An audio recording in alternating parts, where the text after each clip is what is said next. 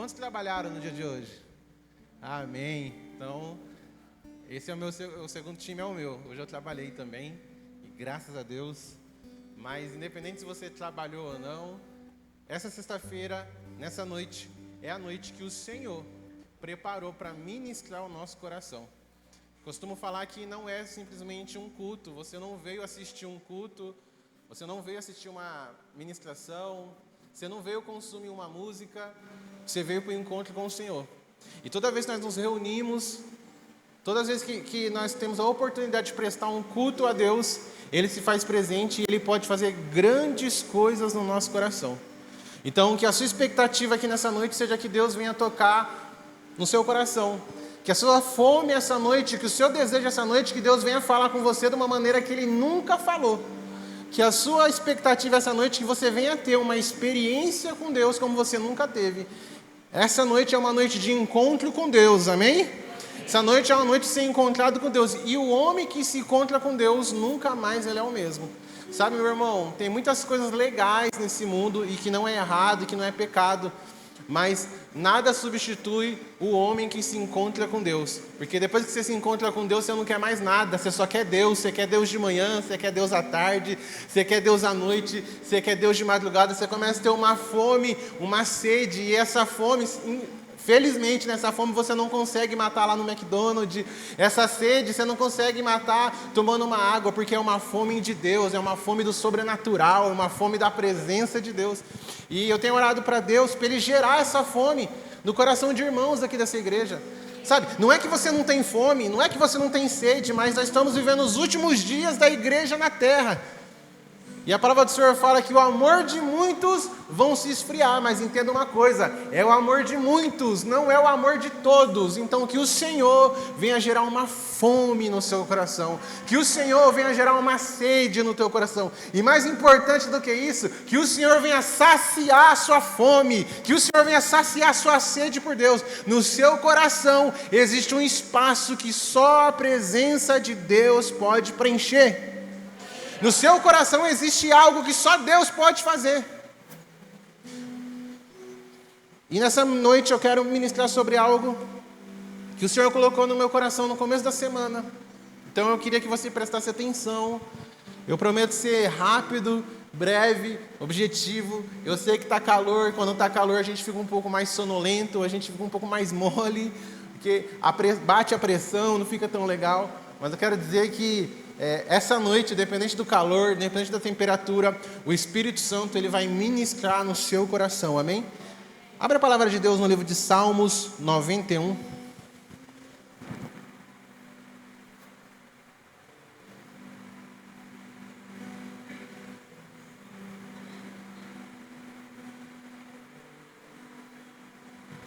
Talvez seja um dos salmos mais conhecidos, virou frase de geladeira, adesivo de carro, pintura de pano de prato.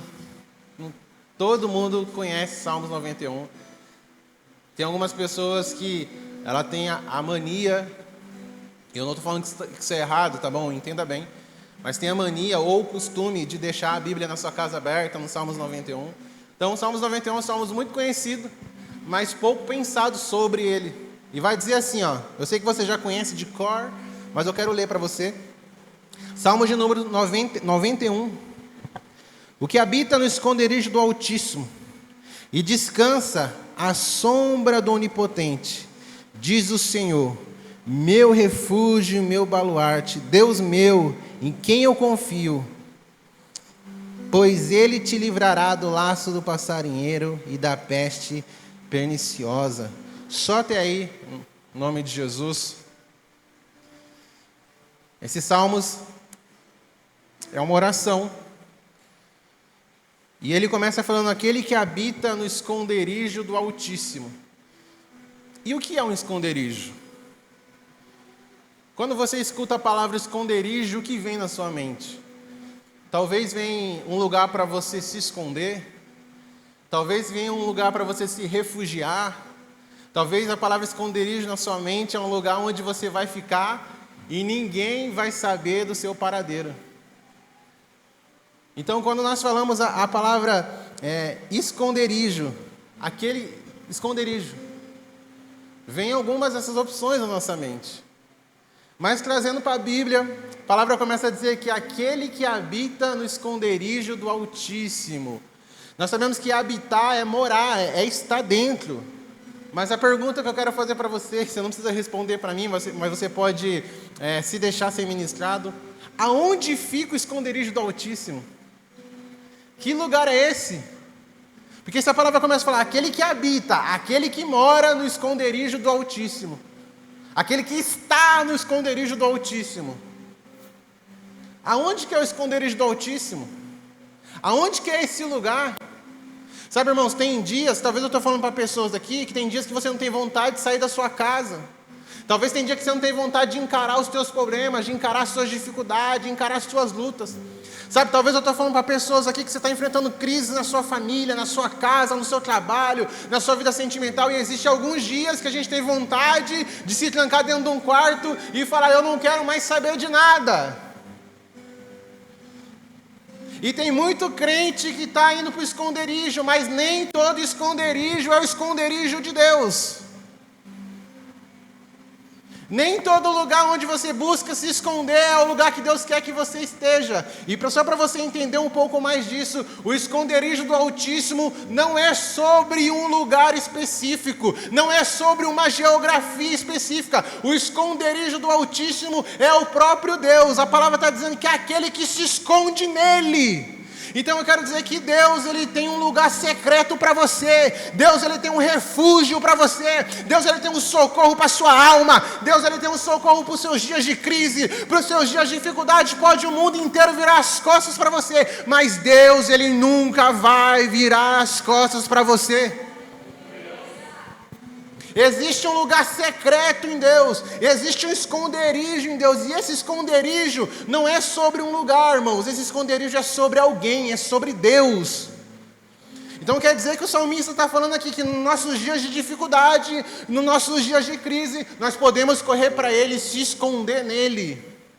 Eu quero perguntar para você, no seu dia de crise, no seu dia de dificuldade, no seu dia de choro, você está correndo para onde? Você está se escondendo aonde? Você está chorando para quem, irmãos? Para quem que você está contando os seus problemas?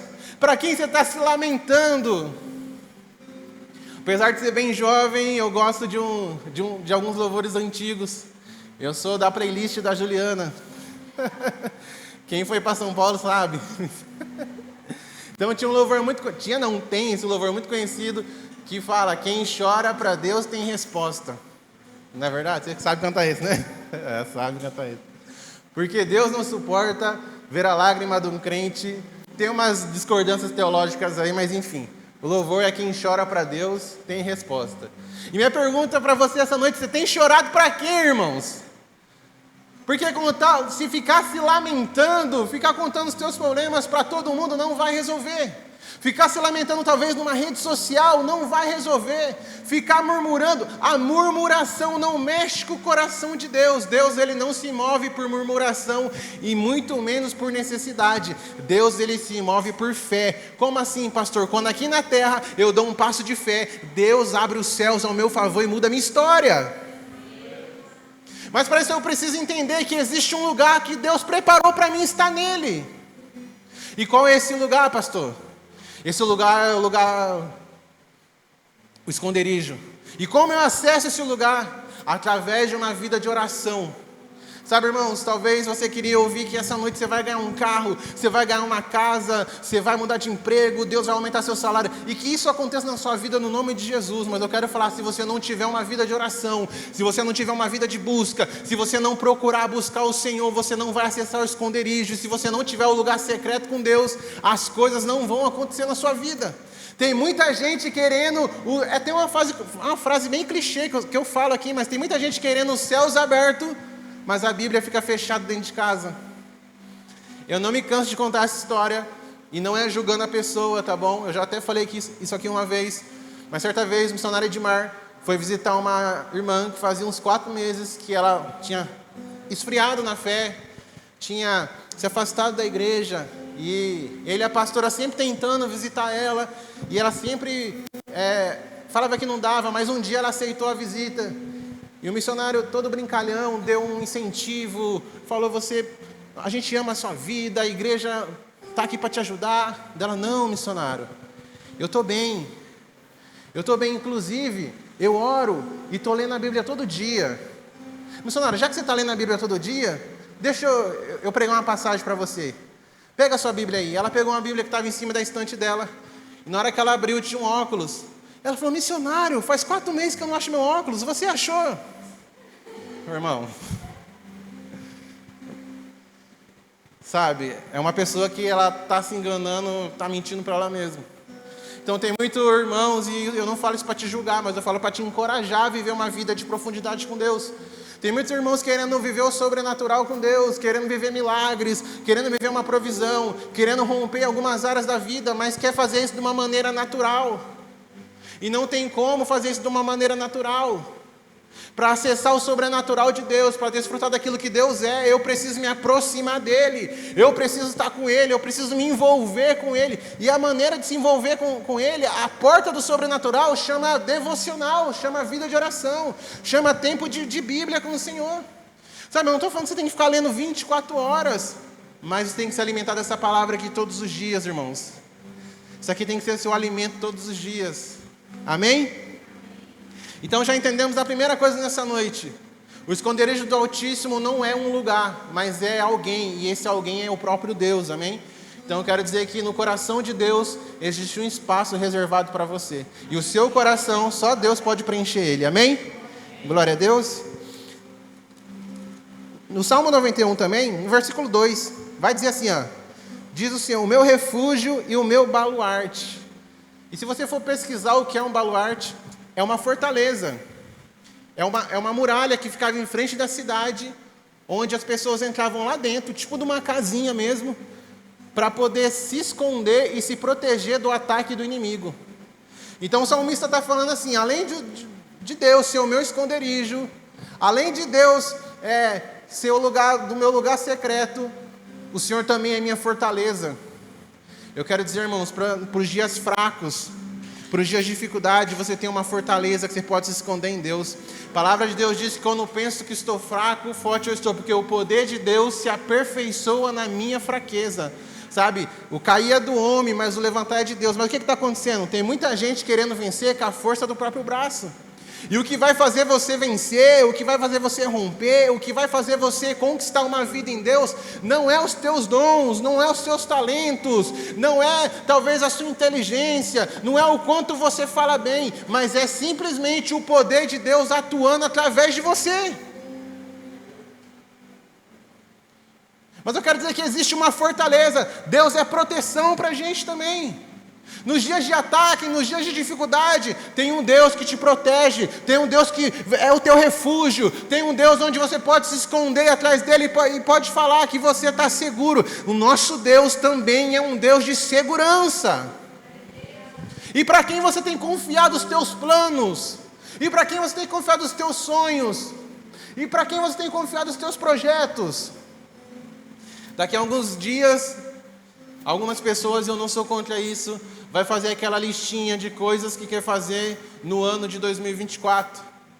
Eu não tenho nada contra isso, você é livre para planejar, e você tem que planejar realmente. Mas eu quero perguntar para você, o que você está fazendo, o que você está pensando em fazer com Jesus em 2024? O que você está pensando em fazer para Ele?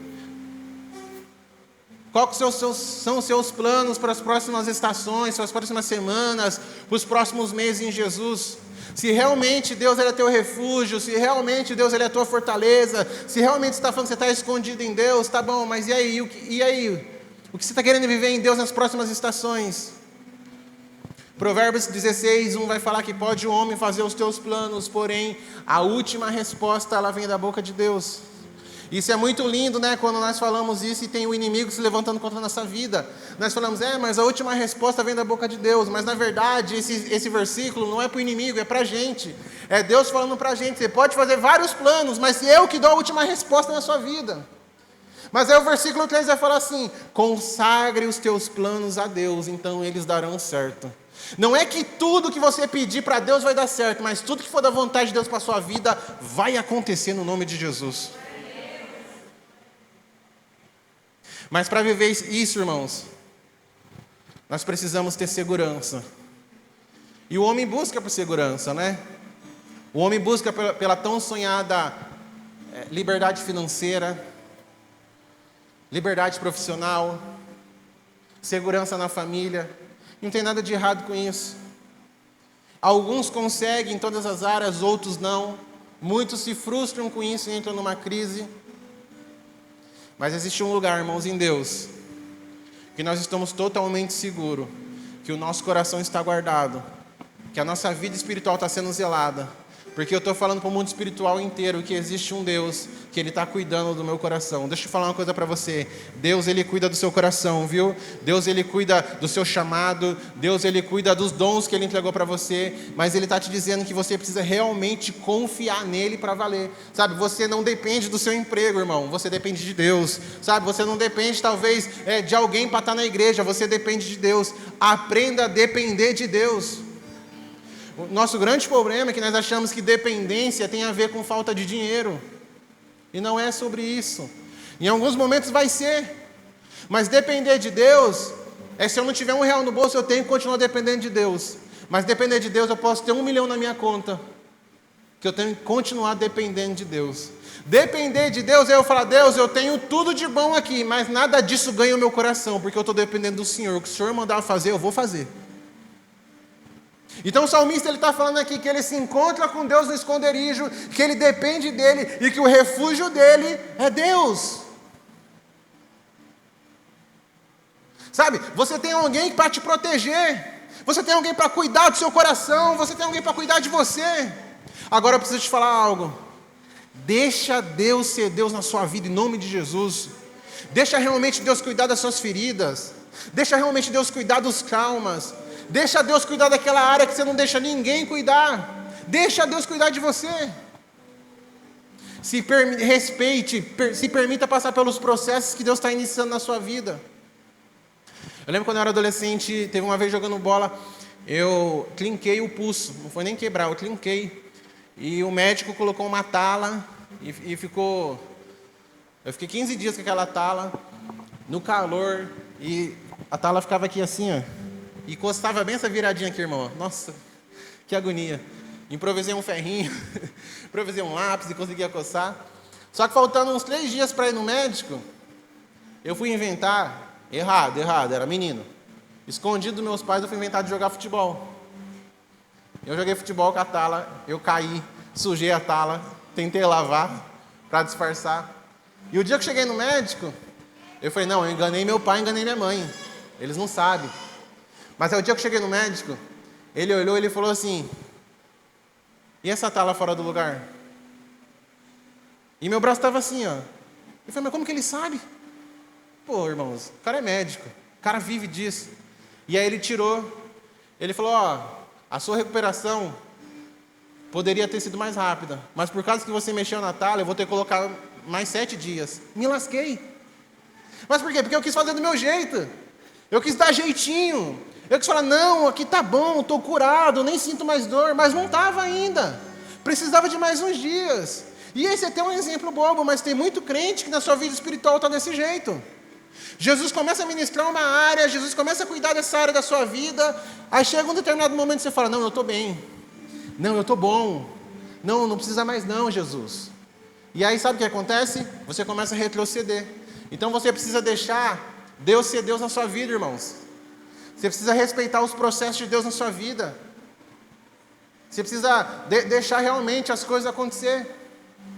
Hoje eu vou dar outro exemplo meu, misericórdia, olha aí. Fiquei gripado esses dias atrás.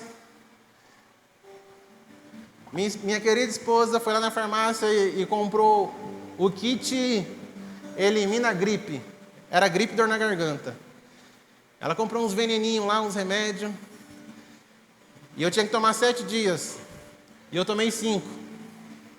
Porque eu já estava bom. Deixei de tomar 2. O ciclo do remédio acabou.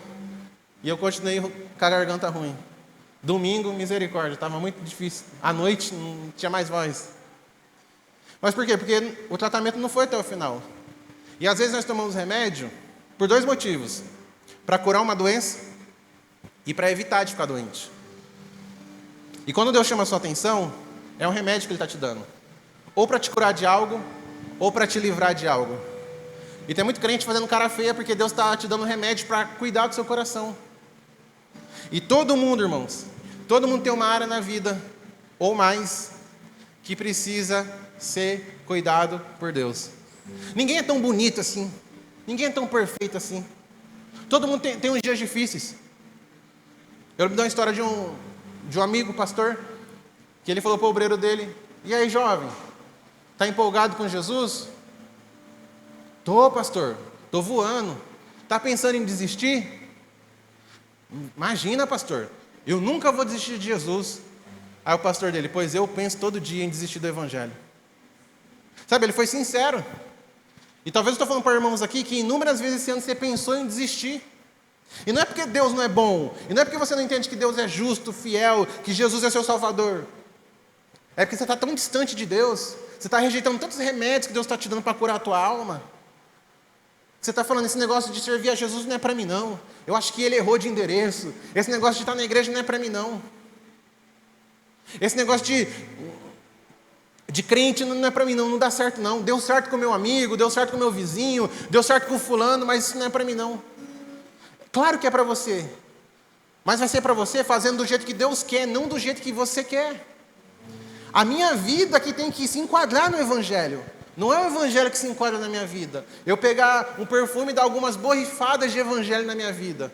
Não, essa área da minha vida vai ser evangélica. Essa aqui, deixa aqui do jeito que está. Essa aqui vai ser gospel. Não, essa aqui vamos deixar do jeito que está. Não, essa aqui eu quero Jesus. Essa aqui não tem nada a ver. Então tem muita gente rejeitando os tratamentos de Deus, rejeitando o cuidado de Deus, rejeitando estar na fortaleza de Deus. Por falar: eu já sei, eu consigo, eu não preciso. Mas que nessa noite, irmão, se existe alguém aqui, ou se existe alguma área da sua vida que precisa de um cuidado, de um tratar, de uma cura da parte de Deus, se você abrir o seu coração, Deus vai cuidar e Deus vai tratar do seu coração no nome de Jesus, amém? Glória a Deus. Enquanto eu tomo minha água, você pode dar uma salva de palmas para Ele?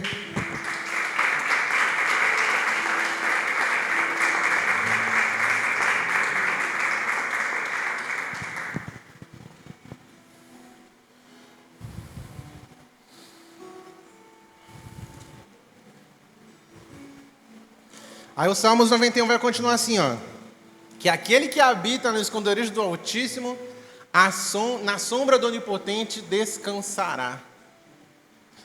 E talvez, irmãos, tem muita gente aqui que na real você não precisa desistir, você só está precisando descansar. E quando eu falo descanso, eu não estou falando somente de um descanso físico, mas eu estou falando de um descanso para a sua alma. Jesus fala, né? Vinde a mim, todos aqueles que estão cansados e sobrecarregados, que eu vos aliviarei. Nosso grande problema é que a gente quer viver numa correria.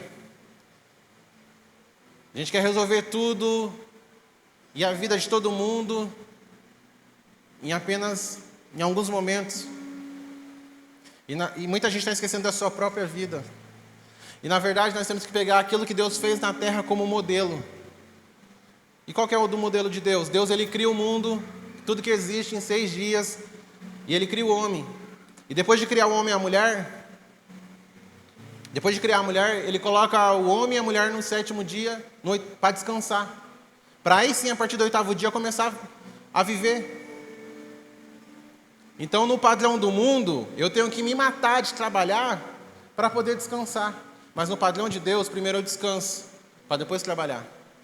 Mas porque muita gente, essa semana eu comentava isso com o irmão, muita gente entende o descanso de Deus de uma forma diferente, ou o descanso de uma forma diferente. Tem muita gente que acha que descanso é não fazer nada. E na verdade descanso não é fazer nada, descanso é uma forma que eu tenho para me organizar e me planejar novamente. Eu vou te dar um exemplo. Quem pensa que descanso não é fazer nada, você vai ficar talvez o dia inteiro jogado no seu sofá, na sua cama, sem realmente fazer nada, vai abrir a boca nem para comer. Mas eu vou fazer um churrasco lá em casa, no meu dia de descanso, eu chamo minha família, aí eu tenho que fazer o almoço, eu tenho que assar a carne, eu tenho que comprar um refrigerante, comprar um suco. Eu estou no dia de descanso, não estou? Mas eu estou fazendo algumas coisas. Então, o dia de descanso não é algo sobre não fazer nada, mas é o que eu estou fazendo no meu dia de descanso. Trazendo para o lado espiritual, quando Deus chama a gente para descansar, Deus está chamando a gente para um momento de planejar, de dar novas estratégias, de pensar nos próximos passos, de mostrar onde a gente está errando, mas também de colocar onde a gente precisa melhorar um pouco mais, o que a gente está acertando. O dia de descanso não é simplesmente um dia de não fazer nada. Um dia de descanso é um dia de orientação, reposicionamento e ouvir o que Jesus está pedindo para a gente. E a única maneira de eu desfrutar desse descanso para a minha vida espiritual é tendo uma vida de devoção, uma vida de encontro, uma vida de oração, uma vida de busca ao Senhor. Então, além do lugar secreto, além do lugar além de habitar no lugar do Altíssimo, eu estou entendendo que Ele me guarda, Ele é minha proteção, Ele está me deixando seguro, Ele está me curando e ainda Ele está falando comigo e me orientando para como eu vou vencer a minha vida, como eu vou fazer as coisas. Porque o nosso Deus, irmãos, Ele é um Deus de novos começos, mas o nosso Deus também é um Deus de recomeços. Todo mundo fala que o sétimo dia, o dia no hebraico, o sétimo é o número da perfeição. Muita gente fala que o 7, não está errado, tá? Muita gente fala que o 7 é o número da perfeição de Deus, mas no hebraico o número 8 é o número do recomeço. Então passou o sétimo dia, que ele já tinha criado tudo, que ele já tinha descansado, e agora está Adão e Eva no jardim no oitavo dia, para quê? Para recomeçar tudo aquilo que Deus já tinha começado. Então o que eu quero falar para você é que o nosso Deus é um Deus de recomeços, o nosso Deus é um Deus de novos começos, mas você não vai começar nada para Deus de qualquer jeito não, você não vai recomeçar nada para Deus de qualquer maneira não. Primeiro Ele te chama para o lugar secreto, primeiro Ele cuida das suas feridas, primeiro Ele faz você descansar, Ele te enche dele, enquanto você habita no lugar secreto de Deus, o Espírito Santo habita em você, aí sim você começa a trabalhar e fazer algo para Deus. Tendo uma coisa, Deus Ele não quer um empregado, irmãos. Deus não quer alguém que faça a obra dele sem Ele. Deus Ele quer um filho. Deus Ele quer alguém que faça a obra dele com Ele. E não é sobre velocidade, mas é sobre ir no tempo certo, no momento certo e saber com quem que eu estou andando, amém? Amém? Para a gente encerrar, habitar no esconderijo do Altíssimo é um lugar também de intimidade, irmãos. Glória a Deus. Por que, pastor, é um lugar de intimidade? O salmista começa: o que habita no esconderijo do Altíssimo, ele só no primeiro e segundo versículo, que são versículos pequenos, ele chama a Deus por 4 nomes diferentes. Qual que é o primeiro nome que ele chama a Deus? De Altíssimo. Altíssimo no grego, Elohim, Deus Supremo. Então eu quero dizer que Deus Ele é supremo, irmãos. Deus Ele é supremo sobre todas as coisas. Eu não sei o tamanho do seu problema, não sei o tamanho da sua dificuldade, eu não sei o tamanho da sua luta, mas eu quero dizer que eles não são maior do que a mão de Deus, amém? O segundo nome que ele chama a Deus é do quê? Onipotente. E o que significa onipotente? O Todo-Poderoso. Irmãos, o nosso Deus, Ele é todo-poderoso. Não é que Ele tem um pouquinho de poder. Não é que Ele reuniu um poder. Não, todo o poder está sobre Ele.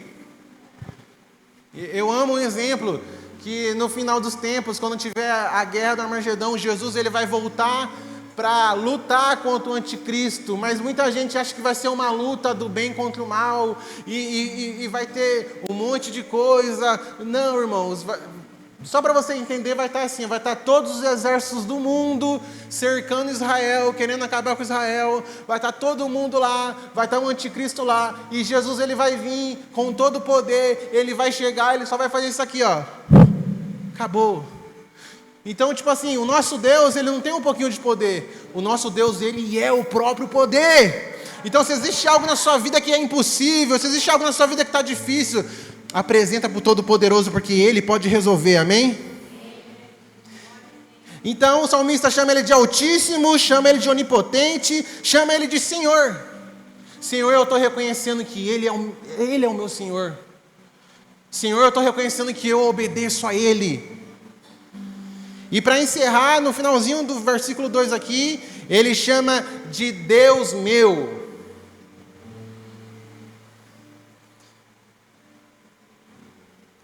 Essas falas, alguém chamando Deus por 4 nomes diferentes, está revelando alguém que tem intimidade com Deus.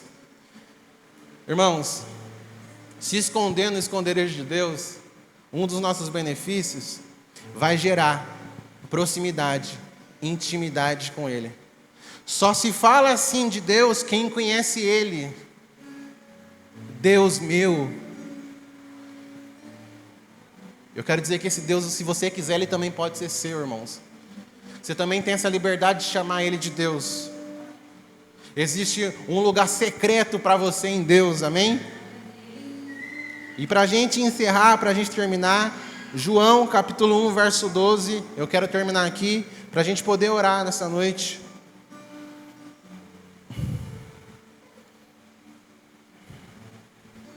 O Senhor está trazendo um tempo de despertamento, sabe, irmãos? O Senhor está trazendo um tempo de... A gente precisa acordar, a gente precisa ser mais intenso, sabe? Deus é muito mais que um arrepio, Deus é muito mais que o nosso corpo pegando fogo, Deus é muito mais que um louvor bonito, Deus é muito mais que uma ministração num domingo ou na sexta-feira na igreja. Deus, Ele é um Deus de profundidade, de intimidade.